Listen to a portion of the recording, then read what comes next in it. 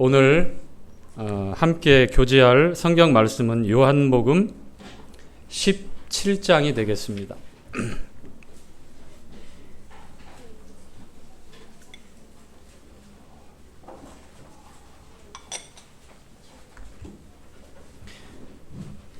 자, 우리 주님의 중보 기도, 그 내용이 바로 요한복음 17장에 나와 있습니다.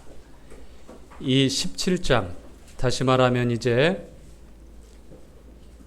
십자가에 나가시기 전에 하나님 아버지께 사랑하는 제자들과 믿는 무리들을 생각하시고 중보하시는 중보자로서 기도하시는 내용입니다. 1절부터 마지막 끝날 때까지 다 기도의 내용이에요. 우리 주님의 기도가 두 차례 나오는데 마태복음 6장에 주님의 기도, 주기도문이 있고 또 요한복음 17장 오늘 기록된 이 성경 말씀에 바로 주님의 기도가 나와 있습니다. 이 내용 가운데 주님이 중보하시고자 하는 내용이 크게 두 가지로 나눠져 있어요. 첫 번째는 이렇게 말씀을 하시죠. 우리가 하나인 것처럼 저희도 하나가 되게 하옵소서. 이게 첫 번째 중보 기도 내용이었다면, 두 번째는 세상에 있는 저들이, 제자들과 믿는 성도들이 악에게 지배당하지 않도록, 악에게 빠지지 않도록, 그렇게 두 가지 내용으로 나눌 수 있는데요. 오늘은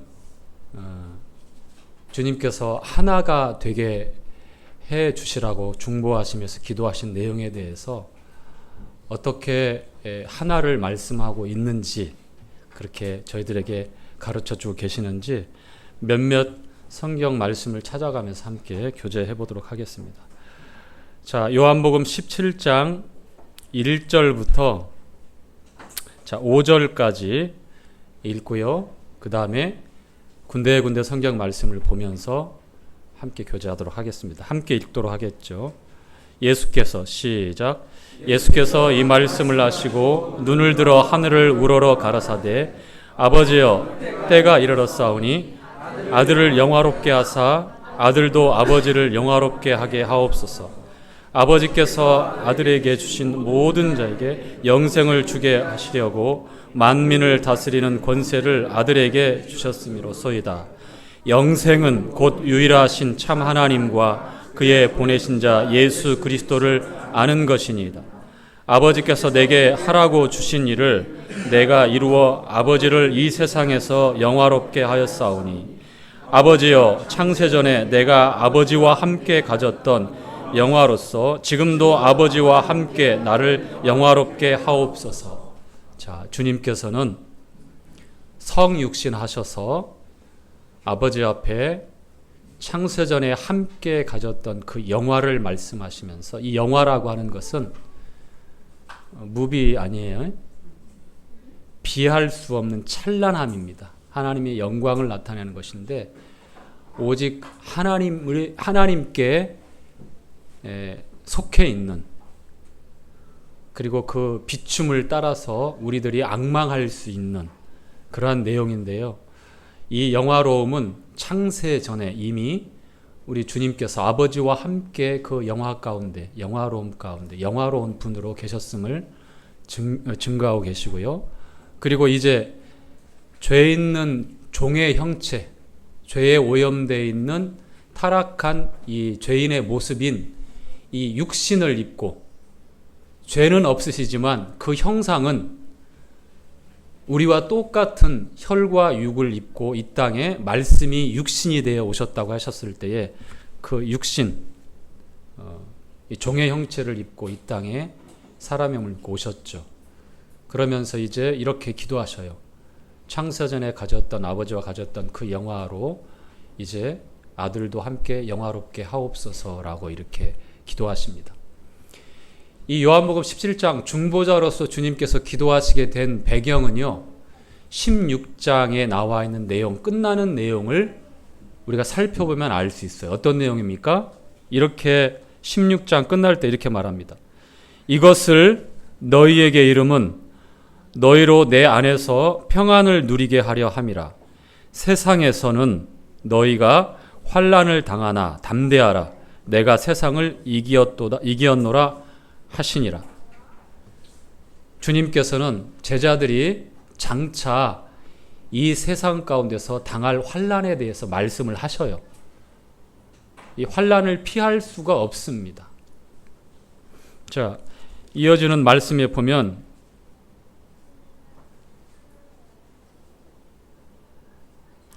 자, 함께 읽어보지요. 14절부터입니다.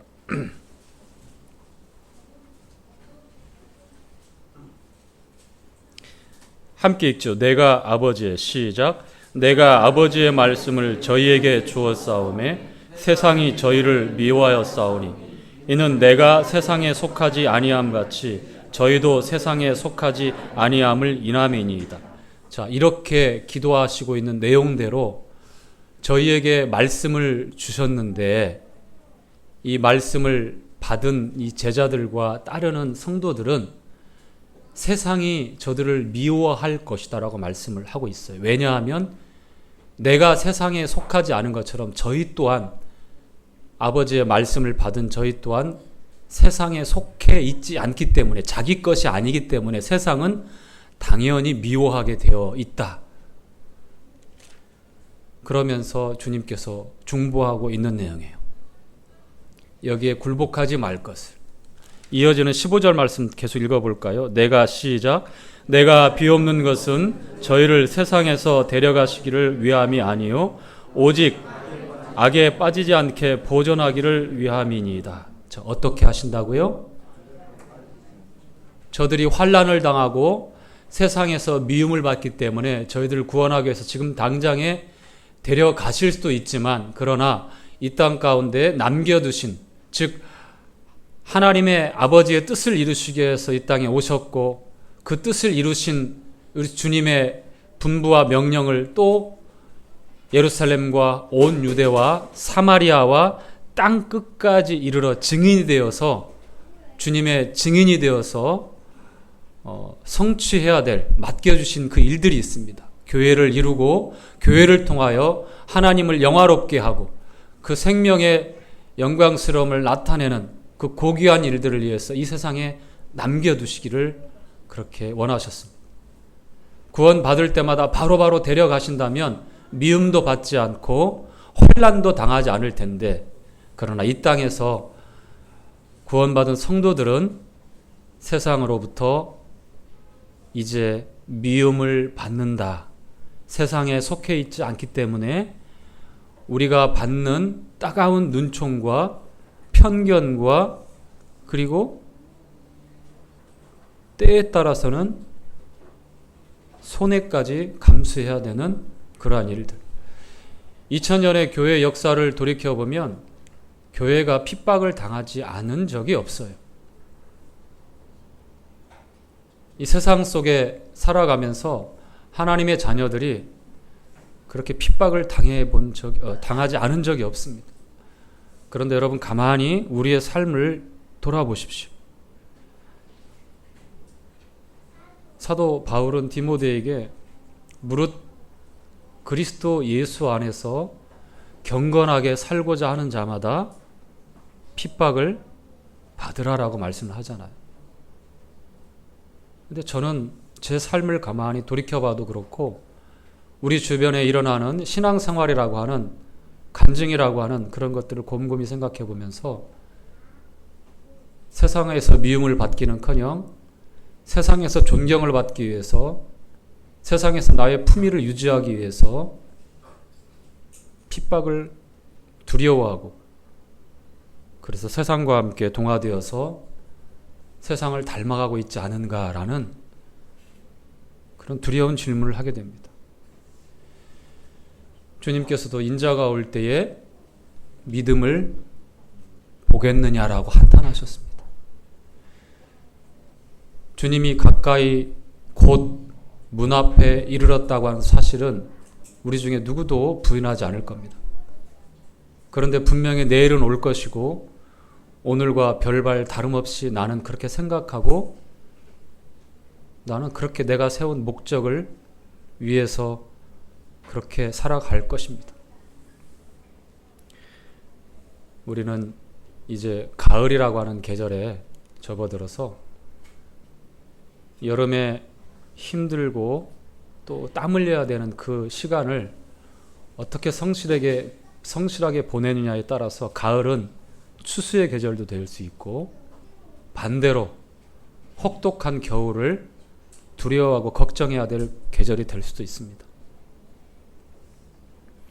우리 신앙생활에 주님의 부르심을 받고 우리가 이 땅에서 몸된 교회의 지체로서 함께하면서 수많은 시간과 수많은 기회가 끊임없이 주어지지만 과연 우리는 세상에 속해 있으므로 미움을 받는지 아니면 그것조차도 느끼지 못하고 전혀 생각 없이 자각하지 못하고 그렇게 세상과 함께 흘러가고 있는지, 나에게 직장생활, 학교생활, 이웃과의 관계, 물론 우리가 일부러 고난을 자처하고 일부러 내가 핍박을 받아야 된다는 그런 당위성을 여러분에게 말씀을 드리는 것은 절대 아닙니다. 경건하게 살고자 하면 따라오게 되어 있는 거예요. 주님께서 땅과 하늘을 하나로 연결하시려고 하셨던 것, 그리고 많은 우리가 독특한 개성을 가지고 정말 힘든 까다로운 성격도 있고, 그리고 자신만의 아주 독특함이 있음에도 불구하고 그리스도 예수 안에서는 성경 말씀에 기록되어진 굉장히 강조하는 부분이 다 하나다라고 말씀을 해요. 하나다라고. 왜 하나로 만드셨을까? 왜 하나로? 거기서 끝나는 게 아니잖아요. 하나로 우리를 만드셨다고 하는 것을 우리가 정말 경험하고 실제로 우리가 누릴 수 있는 것은 모임이에요.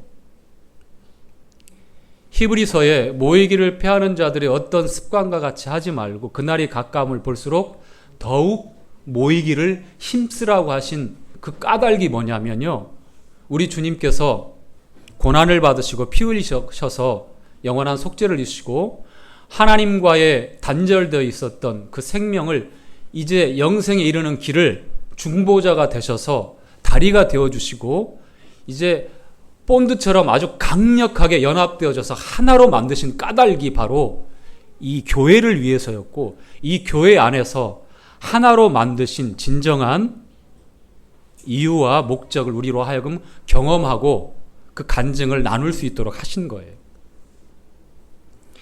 자, 계속해서 읽어볼까요? 자, 20절입니다. 20절 읽기 전에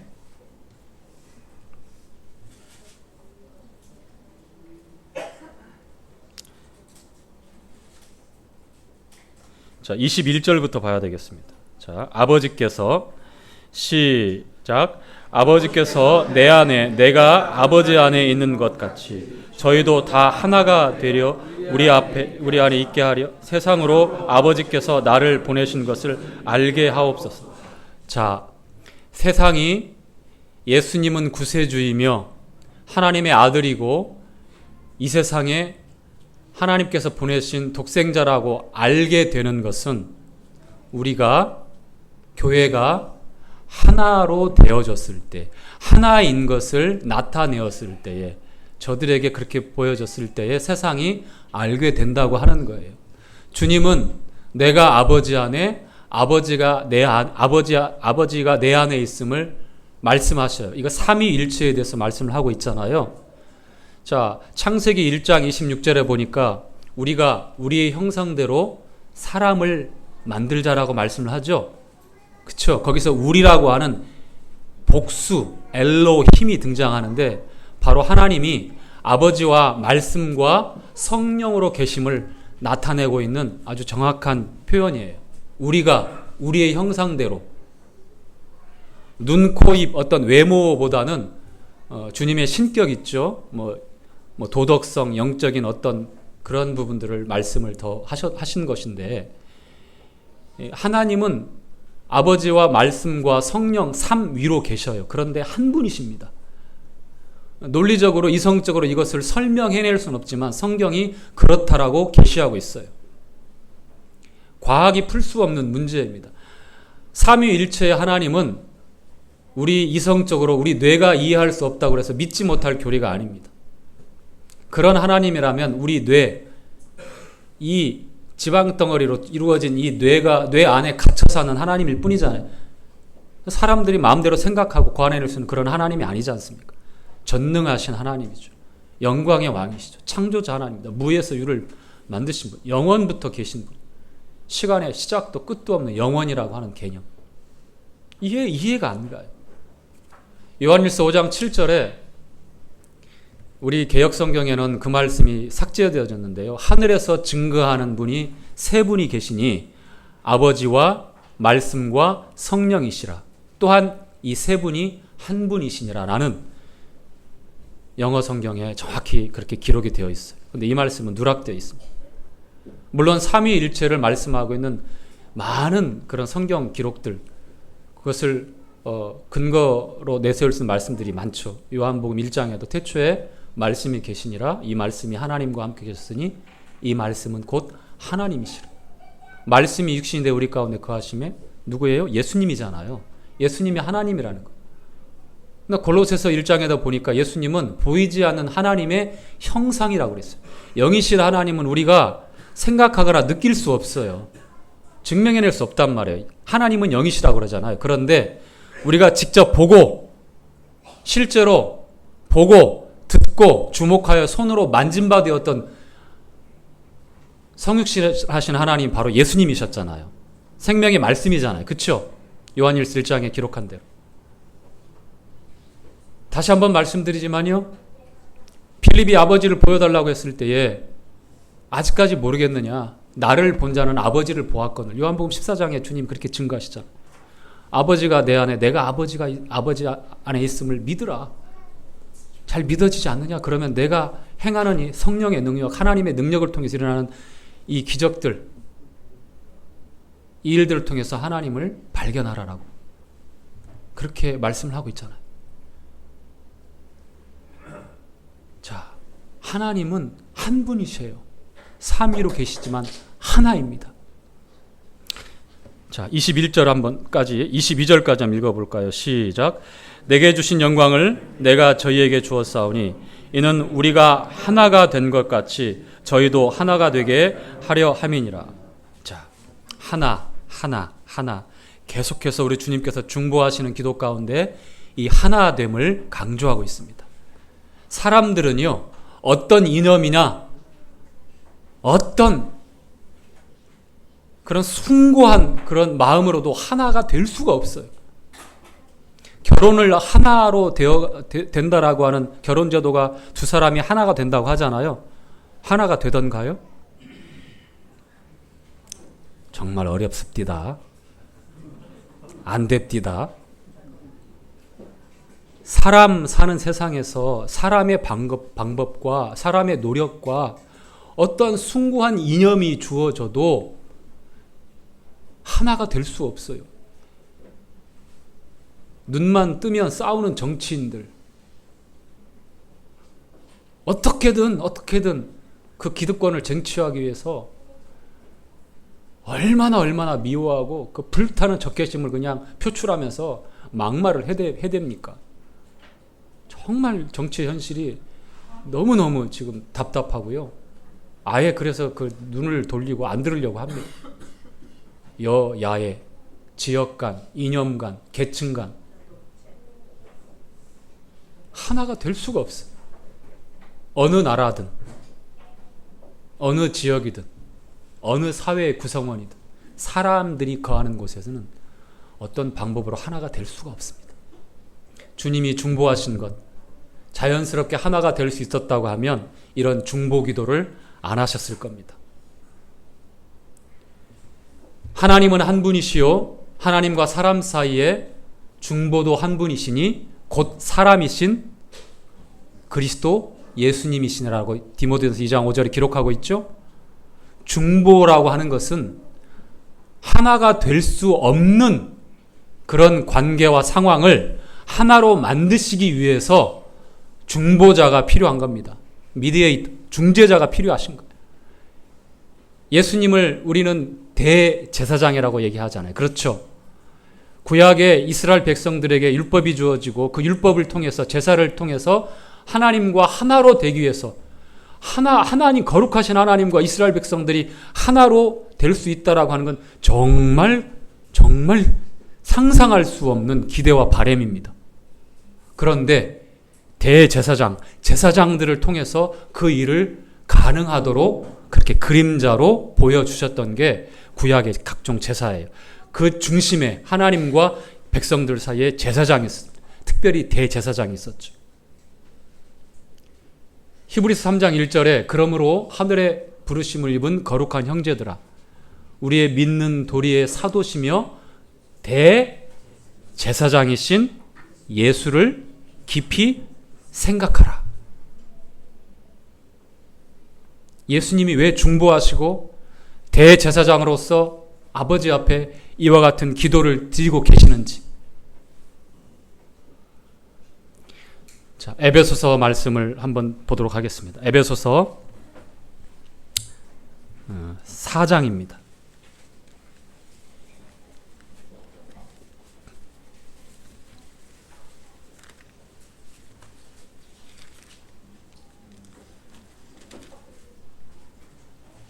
(4장) 3절부터 보겠습니다.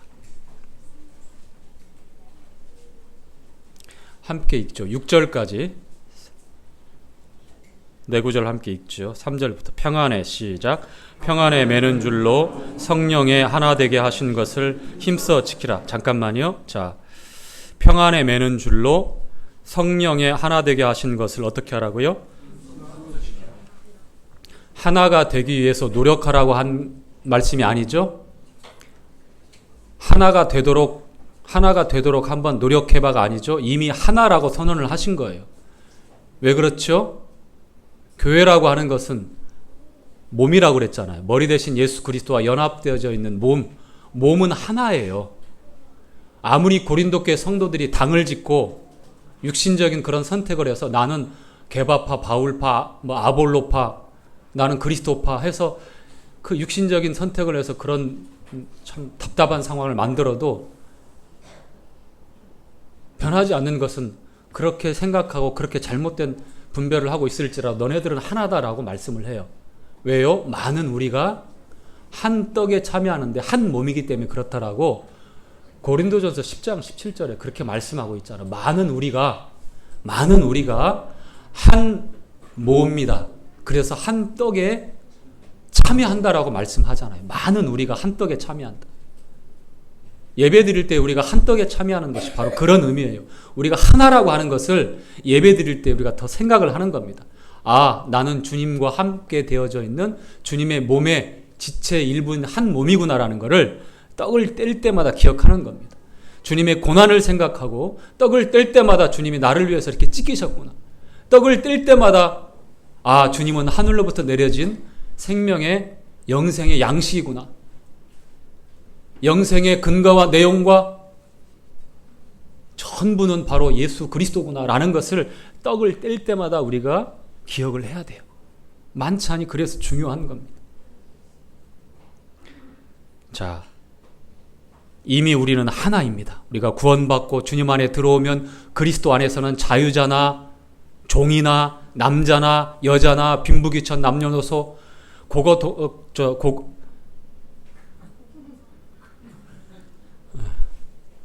옛날이나 지금이나 다 관계없이 누구든지 다 그리스도 예수 안에서 하나라고 말씀합니다. 동서고금인데 그게 생각이 안 나서 저도 이제 자, 그래서 외모가 많이 다르고 언어가 통하지 않아도 상대방이 구원받은 성도라고 하면 어때요? 마음에 친근감이 오죠? 정말 친근감이 오더라고요.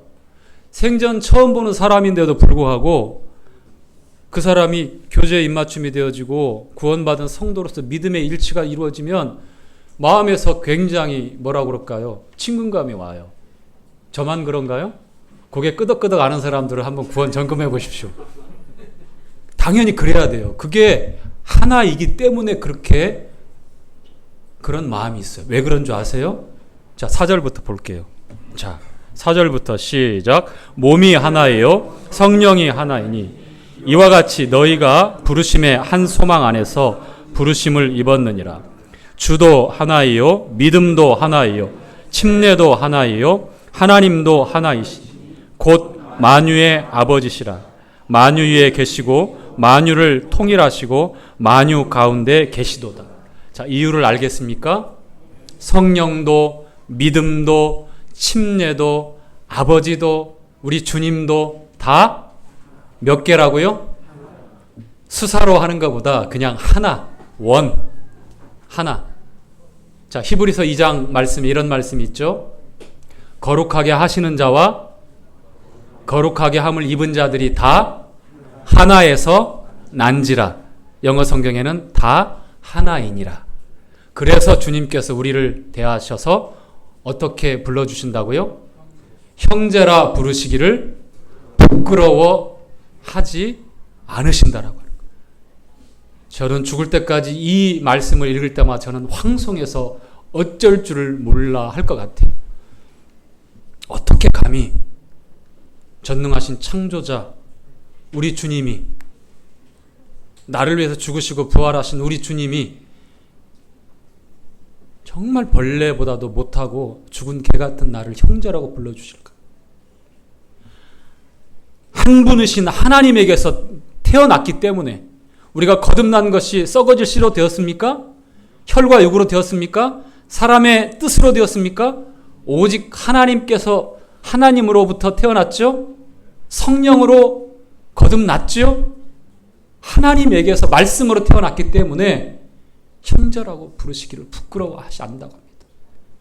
왜냐하면 거룩하게 하시는 예수님과 거룩하게 함을 입은 우리가 하나님 안에서 태어나서 하나이기 때문에, 하나님에게서 나왔기 때문에 그렇게 여겨주신 거예요. 형제라고 자매라고 불려지는 것, 이거 그냥 호칭이 마땅치 않아서 그냥 심심치 않게 의미 없이 툭툭 내던지는 호칭이 아니에요. 내가 현준 형제야 이렇게 부를 때에 목소리 굉장히 나긋나긋 하잖아요. 음색이 나긋나긋 하니까 형제인 것이고, 성민 형제 엄격하게 들려서 형제가 아니고 그런 게 아니에요. 형제라고 불려질 때, 자매라고 불려질 때는 그런 의미가 담겨져 있어요. 하나이기 때문에. 자, 에베소서 2장으로 한번 가보죠. 에베소서 2장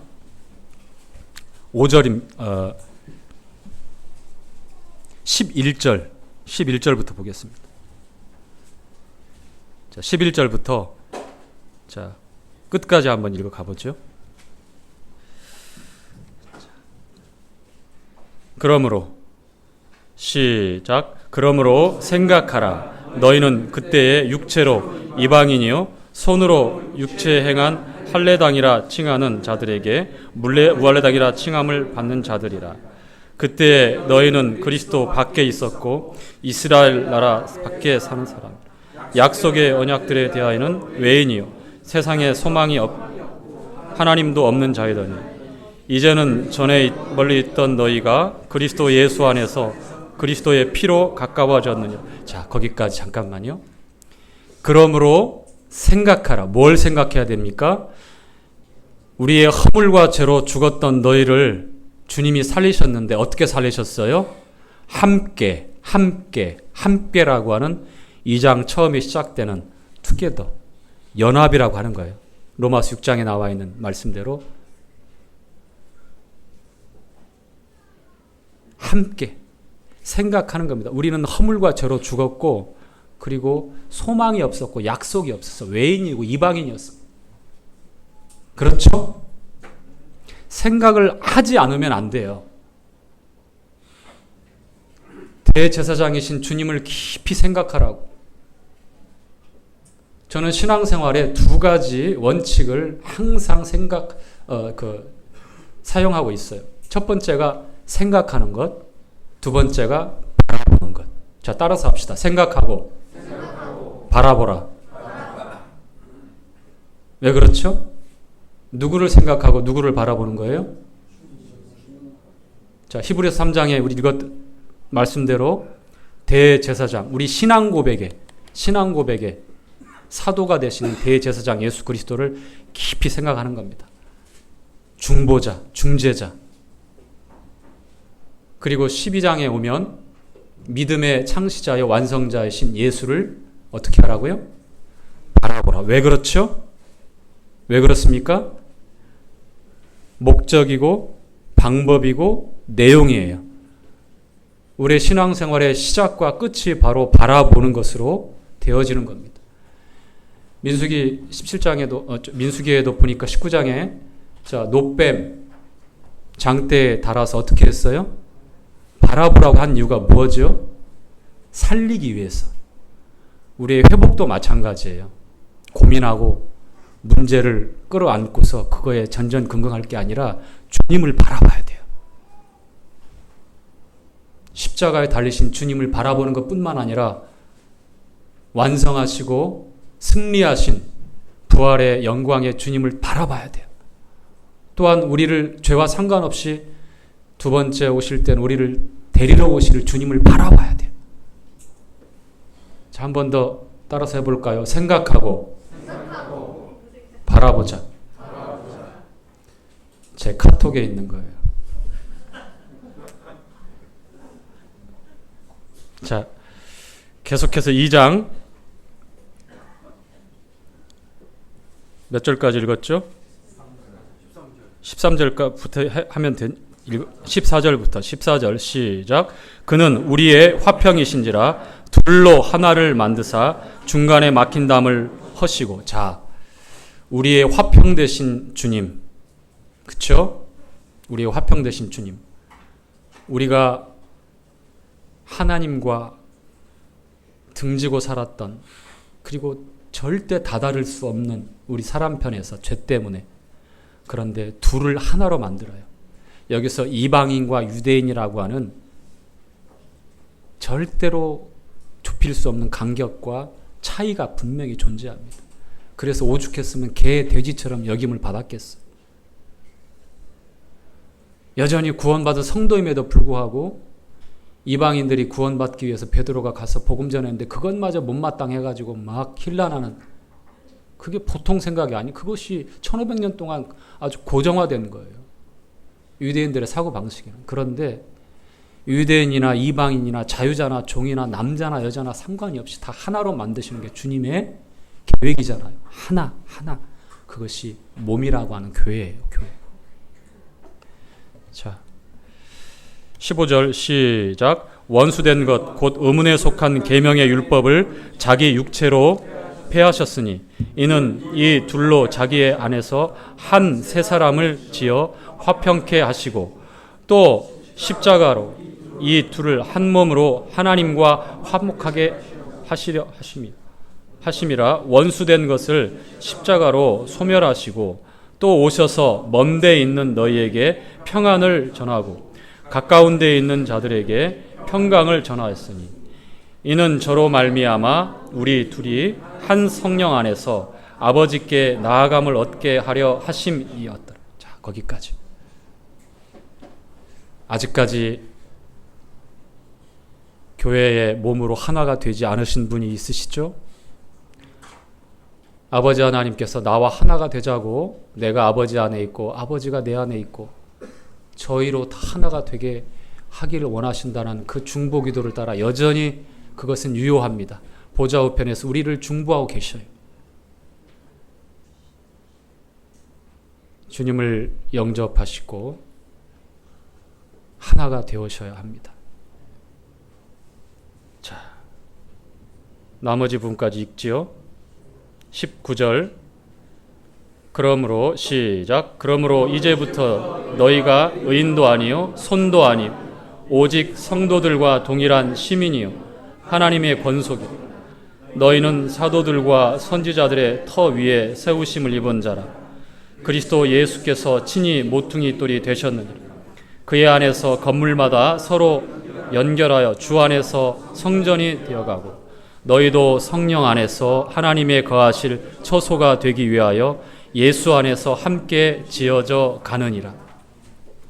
네, 말씀을 마무리하겠습니다. 우리 주님께서 중보 기도를 하셨던 이유,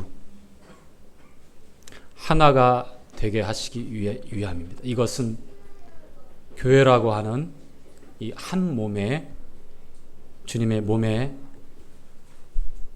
말씀을 통한 이 가르침을 통해서 우리가 확인하고 경험할 수 있는 것입니다. 우리가 왜 모이는 것과 또 이와 같은 말씀 앞에서 주님의 이름으로 함께하는 이 시간이 중요하냐?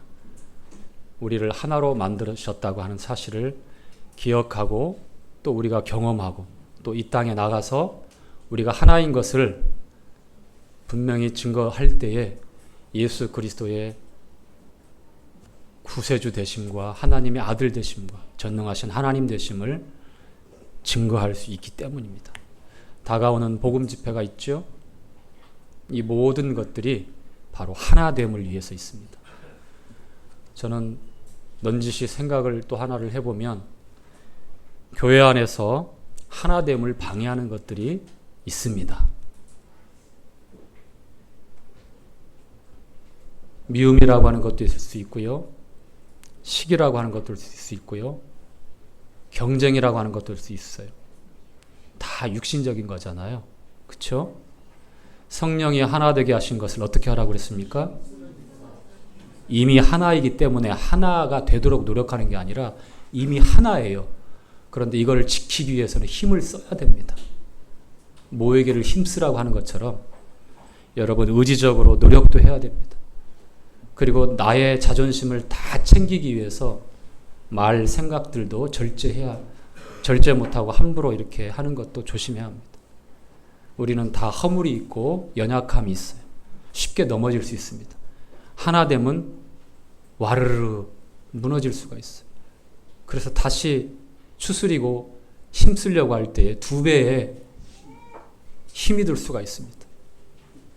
하나됨을 방해하고 또 하나됨을 공격하는 내 안에 죄의 욕망들을 버리시고 곁에 있는 형제와 자매가 얼마나 소중한 지체인지 주님 안에서 잘 생각하시고 그렇게 모임 안에서 주의 사랑으로 또 주의 위로로 함께 걸어가는 저와 여러분이 되도록 그렇게 합시다. 마치겠습니다.